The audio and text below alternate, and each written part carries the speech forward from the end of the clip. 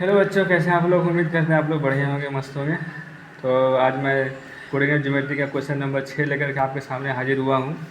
मैं question number coordinate geometry का जो इम्पोर्टेंट क्वेश्चन है मैं 5 नंबर तक करवा चुका हूँ। आज मैं क्वेश्चन नंबर 6, इस तरीके का क्वेश्चन जो है एग्जाम में बहुत सारे क्वेश्चन पूछे जाते हैं कि के किस मान के लिए बिंदुएँ 8,1 और कॉमा K-4 और 2,-5 संरेख है। एक चीज़ ध्यान रखिएगा कि क्वेश्चन के अंदर के जगह पर आपको कोई भी अल्फ़ाबेटिकल सेंटेंस दे सकता है। के जगह पर एक्स वाई जेड कुछ भी दे दे, अल्फ़ा बीटा दे दे, किसी भी चीज़ का नाम यहाँ पर आपको रख करके आपसे पूछेगा कि क्या ये तीनों बिंदुएं संरेख है। तो इसको क्या करेंगे, इसको चलिए सोल्व करते हैं फॉर्मूला के तौर पर, है ना। तो पहले क्या करेंगे, हम एक रेखाखंड खींच लेंगे, इसको ए मान लेंगे और ए का बिंदु क्या क्या दिया हुआ है 8,1। ये इस पॉइंट को बीच वाला को बी मान लेते हैं, बीच में क्या दिया हुआ K-4, बाद वाले को सी मान लेते हैं।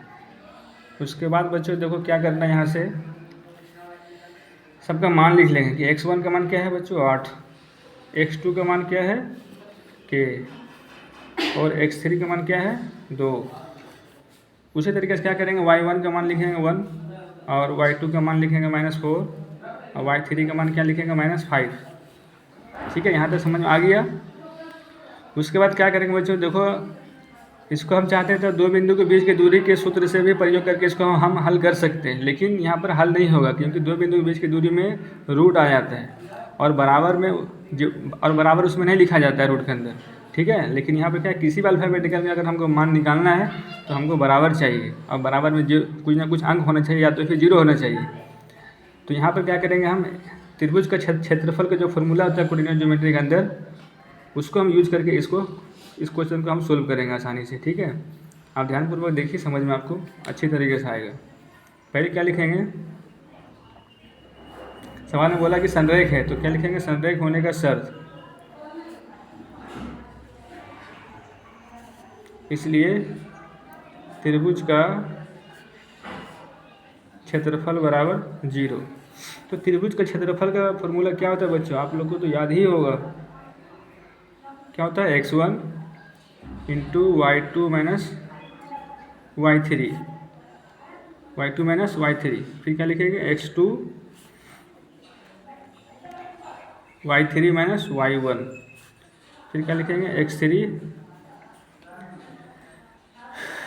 y1 माइनस y2, फिर क्या करेंगे बराबर 0। ये बराबर 0 कहाँ से दिए, ये तो त्रिभुज का क्षेत्रफल का फॉर्मूला है पूरा, यहाँ से यहाँ तक ये बराबर है, यहाँ ये 0 इधर है।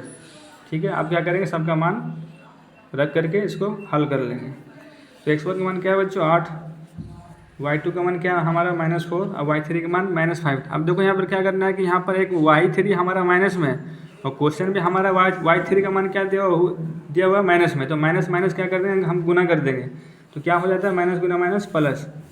तो y3 का मान क्या दिया हुआ 5 प्लस x2 का मान क्या है बच्चों दिया हुआ K और y3 का मान क्या दिया हुआ -5 और y1 का मान दिया हुआ 1। उसी तरीके से क्या करेंगे, x3 का मान क्या लेंगे 2, y1 का मान क्या दिया हुआ 1 और y2 का मान क्या दिया हुआ -4 और एक यहाँ फॉर्मूला के अंदर है माइनस, तो माइनस गुना माइनस प्लस 4। ठीक है बच्चों, समझ में आ रहा सवाल। अब क्या करेंगे, 8 लिखेंगे, 4 में से 5 घटा देंगे तो क्या हो जाएगा, 1 बचेगा, ब्रैकेट से बाहर निकाल देंगे प्लस K। अब यहाँ क्या करना बच्चों, माइनस माइनस जुड़ता है, चिन्ह माइनस का ही रहता है, तो 5 और 1 6 प्लस 2 4 और 1 5 इक्वल टू 0। अब क्या करेंगे बच्चों 1/2 और ब्रैकेट के अंदर पहले काम खत्म कर लेंगे तब दूसरे काम करेंगे। ठीक है, पहले क्या करेंगे अंदर 8 एकम 8 K गुना -6, तो -6 K होगा, 5 दूनी 10। फिर उसके बाद क्या करेंगे बच्चों, 8 में से 10 को जोड़ देंगे तो क्या हो जाएगा हमारा 18 -6 K। ठीक है, उसके बाद क्या करेंगे बच्चों, अब यहाँ से 18 में 6 तो क्या करेंगे, ना हमारा जुड़ रहा ना घट रहा। दिमाग लगाना, कोई भी सवाल रहे दुनिया का कोई भी क्वेश्चन है उसको पहले हमको ये देखना है कि कोई सवाल के अंदर जुड़ रहा, घट रहा, गुना हो रहा, भाग हो रहा, कॉमन, गुणनखंड, एलसीएम या तो फॉर्मूला, लास्ट में इस कुछ ना कुछ इन चीज़ों पर जरूर सवाल बनता है। तो हमको यहाँ पर हमको क्या दिख रहा है, यहाँ पर कॉमन दिख रहा है, तो 6 का हम कॉमन ले लेते हैं। 6 कॉमन वर्ड यहाँ पर वही लेना है जो कि ये दोनों को पहाड़ा से काट सके। तो 6 × 3 = 18, 6 × 6 तो सब कुछ 6 कॉमन ले लिया, अब क्या बचा इसमें, के बचा बराबर 0। तो बच्चों अब क्या करेंगे, 2 तिया 6 है ना।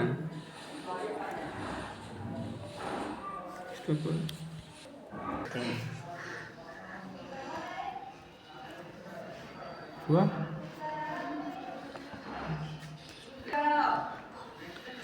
ठीक बच्चों, क्या करेंगे 3 से इसमें गुना करेंगे तो 3 3 9 माइनस 3 के इक्वल टू क्या हो जाएगा, 0 हो जाएगा। ठीक है, 9 को इधर ही रखते हैं और बराबर को उधर 3 के को हम भेज दे रहे हैं। तो इधर बराबर के इधर माइनस में 3 के, बराबर उधर जाएगा तो प्लस में हो जाता है, साइन चीना चेंज होता है। अब 3 को 9 से काटेंगे तो 3 3 9, तो के का मान क्या हो गया बच्चों 3।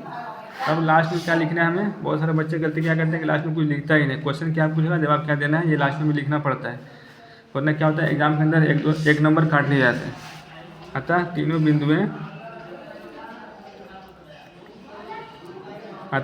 बिंदुएं संरेख है, क्या है, संरेख है, इसलिए के बराबर 3। इतना आपको लिखना पड़ेगा। यहाँ पे एक स्टार्टिंग टाइम में सोल्व लिखना है, लास्ट टाइम में आपको अतः करके क्वेश्चन को पूरा समाप्त करना है। अतः का मतलब ये होगा कि अब हमारा क्वेश्चन समाप्त होता है यहाँ से। तो उम्मीद करते हैं आपको ये वीडियो अच्छा लगा होगा, समझ में आया होगा। कोई अगर कुछ समझ में नहीं आ रहा, कुछ परेशानी हो रहा, क्वेश्चन समझने में, तो हमें कमेंट में बताएं। शुक्रिया, धन्यवाद।